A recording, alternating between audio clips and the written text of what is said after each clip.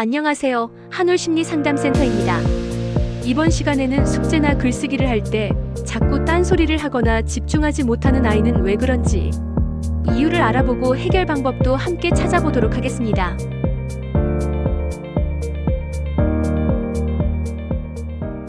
아이들이 숙제나 글쓰기를 할 때 자꾸 딴소리를 하거나 집중하지 못하는 경우가 많습니다. 예를 들어 일기를 쓰다가 엄마 축구공 사주기로 했잖아. 이번 주 토요일엔 게임 오래 해도 되지. 와 같은 말을 꺼냅니다. 이는 아이가 단순히 산만한 것이 아니라 마음이 현재가 아닌 과거나 미래에 머물고 있다는 뜻입니다.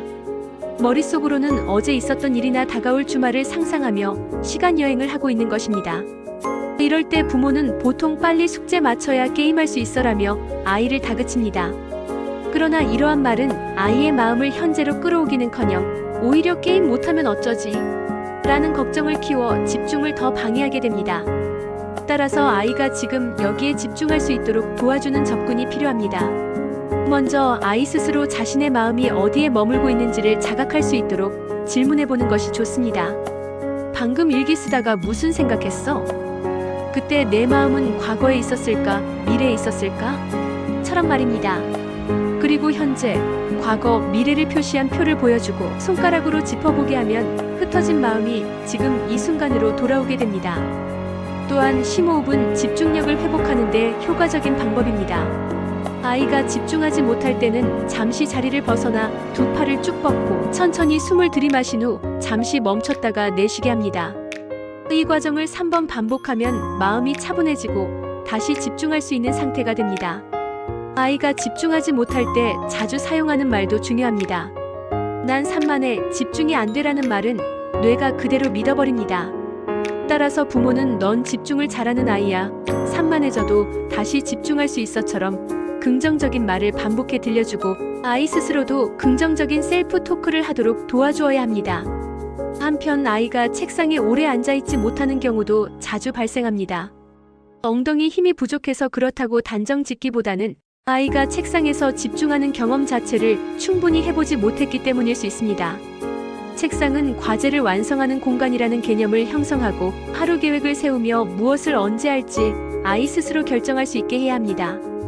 과제를 끝까지 완성하는 경험을 통해 자신감과 집중력이 함께 길러집니다.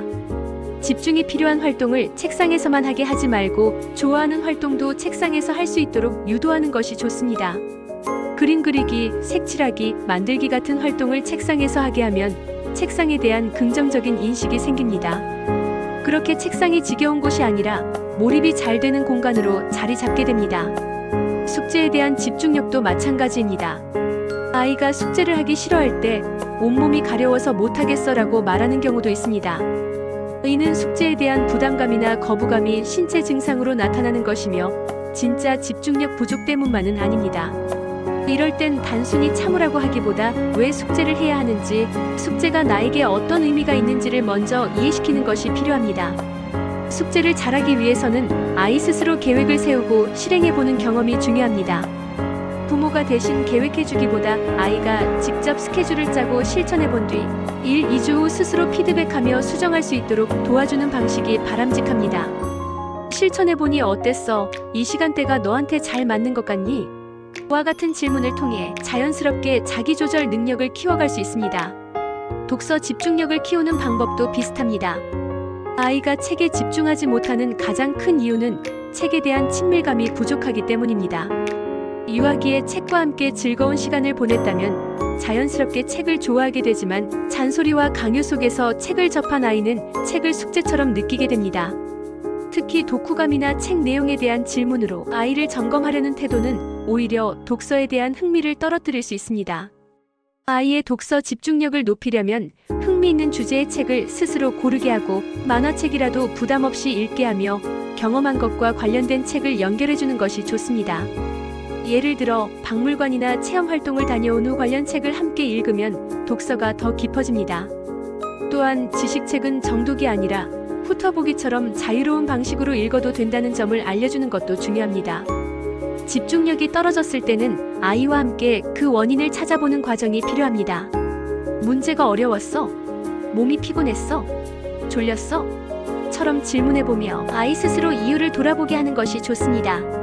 그리고 집중력을 방해하는 외부 자극을 산만 버튼, 집중할 수 있는 상태를 집중 버튼처럼 비유하여 알려주면 아이가 자기 상태를 조절하는 연습을 할 수 있습니다. 결국 집중력은 타고나는 것이 아니라 알아차리고 다듬어주는 훈련을 통해 길러집니다. 부모는 잔소리와 지시보다는 아이의 마음을 함께 들여다보고 지금 어디에 머무르고 있는지, 어떻게 돌아올 수 있을지 함께 고민해주는 동반자가 되어야 합니다. 아이가 지금 여기에 머물 수 있도록 도와주는 일, 그것이 집중력의 시작입니다. 영상을 시청해주셔서 감사합니다.